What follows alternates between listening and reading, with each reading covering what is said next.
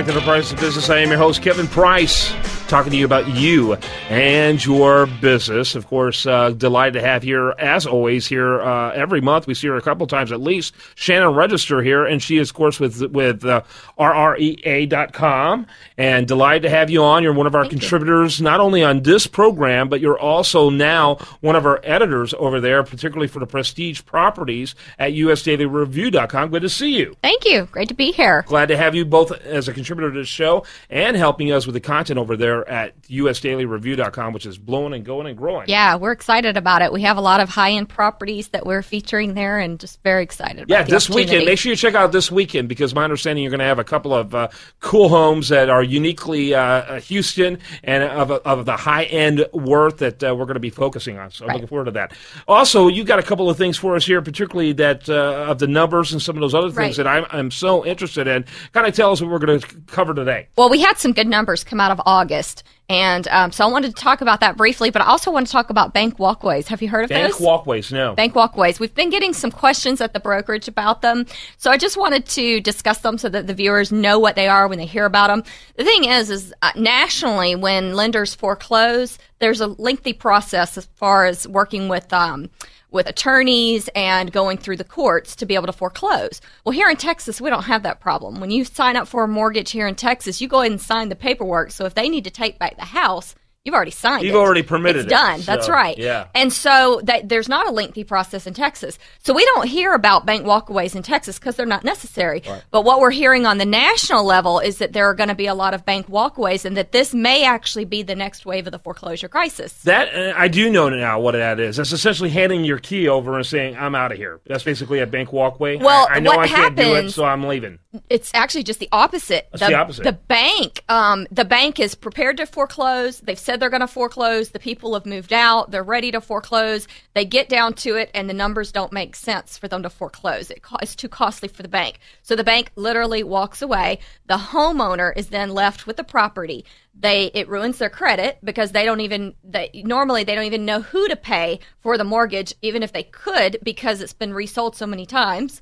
And they're responsible for their HOA fees. If the county comes in and wants to demolish the property because it's been so run down, they're responsible for those fees. They're responsible for taxes. So basically, you've got a homeowner that was told they're going to be foreclosed on.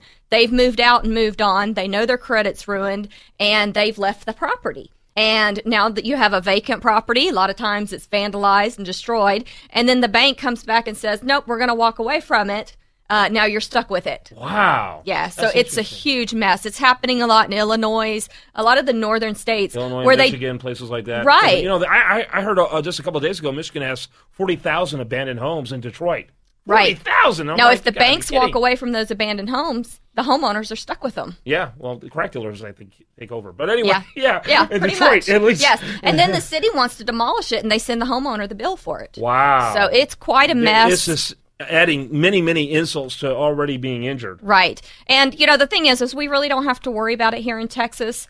Just the way that we're set up with our mortgages, it's a lot easier for lenders. Unfortunately, it's easier for them to foreclose, but Fortunately, you can get on with your life. Right, exactly. And you're not left with this huge mess afterwards. Kind of a legacy. Not only do you have this bad credit, but then they do that thing later on that only going to add to your credit, and that thing later on, whatever that. So thing we is. don't ever hear about it, here in Houston, but we've had some people that are moving here and they've had that happen to them. So they ask lots of questions about right. it. So we've had to get familiar with it, learn about it, and so I want to make sure that everybody out there knows the term because you will hear it on national news. Interesting. Do you know if there's a source where people can find out what their state status is for that? I'm not sure of a particular source for states. I know that we're going to post an article on the RREA blog, and if you just Google bank walkaways, there's lots of national news articles on it talking about different people's personal stories and what's happened to them. That'd be an interesting story. What states have what policies when it comes to bank walkaways? I'm not sure because even though we have the National Association of Realtors, and I can check with them and see if they have statistics on that sort of thing and have information on it. But as far as our license, it's for brokerage licenses per state. Got it. So Interesting story. Interesting story. Excellent. How about the numbers? Okay, for the numbers, total property sales in August of 2010 were 5,058, and for August 2011, 6,524. Interesting. So definitely a 29% increase, which That's is good. significant. Your total dollar volume also increased about 29%, which was great. We have fewer listings on the market, though. 11% down in listings from 2010 to 2011, which So that kind of shows a shift of favoring the seller. right, I would think. yes, it is. That trend is just starting because we just had so many houses on the market. And now the foreclosure crisis kind of passed us in our area. It's not so bad right now, and so now we're starting to have fewer homes on the market. And of course, as we move into winter, a lot of people think, oh, I don't want to put my home on the market in the winter time because the grass doesn't look good and fewer people buy in the winter. But really, do you know that a lot of people do move at the end of the year? Yes. Companies, some companies in their fiscal year in December instead of as the quarters. As Typically summer, September, but some do in December. right? And a lot of times, people think, well, they want to move in the summer when their kids are out of school, but a lot of companies don't work that way. Sorry, we don't care about your kids. Right. So, what we found is that in December, when people are showing their homes, those homes sell, which is great because you've got serious home buyers in December. People don't just go out looking and getting housing ideas in December. Right. They're serious buyers. Serious buyers. There you go. Well, that's good for everyone. That's good Right. for the seller and for the agent representing him. That's fantastic. Yes. All right, we got about a minute left. First of all, I want to mention rrea.com, rrea.tv, where you can see video as well, and also your phone number.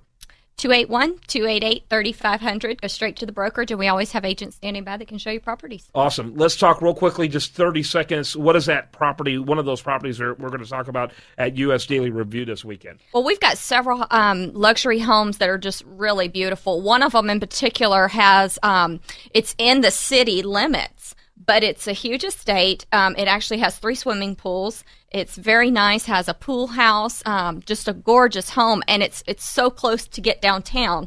A lot of people don't realize that Spring actually has something like that hidden away. So That's cool. We're excited about that one, and we have some others in Montgomery and other areas that we're going to feature as well. Shannon registers her name. You can see why we obviously have her here whenever we can get her here on The Price of Business.